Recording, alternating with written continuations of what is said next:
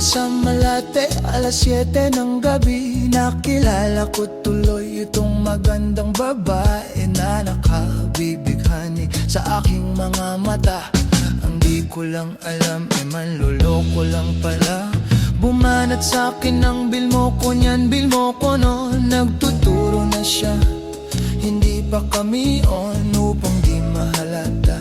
Siya ay nagpayabang, nagmemene siya, tua daw siya sa alabang. Ako ay umakbay, mahigpit na mahigpit, naglalaway sa palda niyang hapit nang ako'y makalinga.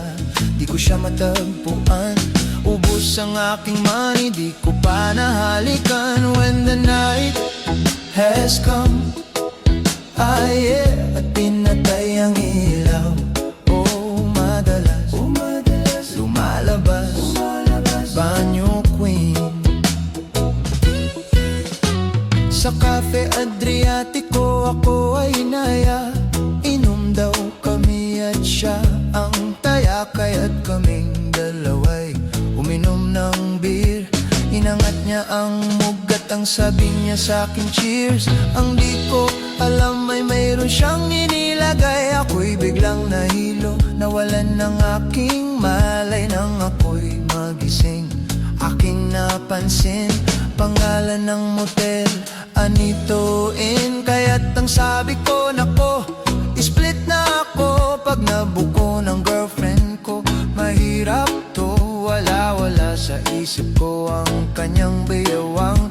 Nang nakita ko siya, naka-underwear lang. When the night has come, at pinatay ang ilaw. Madalas lumalabas, banyo queen. Kami at tatawanan at nagkukwentuhan, at doon sa sofa kami ay naglalampungan ng ginaw. Para akong nasa rupungi, pinatay niya ang ilaw, then binuksan ng VCD. Doon sa kanyang kama, kami ay nahiga. Ako ay nagulat at ako'y nabigla. Ako'y nanginginig, pawis na pawis. Tinutok ko, pinasok ko, and boy, walang daplis. At ang sabi niya sa'kin, awa, Andrew, sige pa, tumagilid, tumihaya. Lumuhod at tumapa nang matapos na kami. Ang sabi niya, shit, isa pa nga. When the night has come, at pinatay ang ilaw. Madalas lumalabas, banyo queen. Take it to the top. Oh, darling, stand by me. Oh, stand by me. Oh, madalas lumalabas, banyo queen.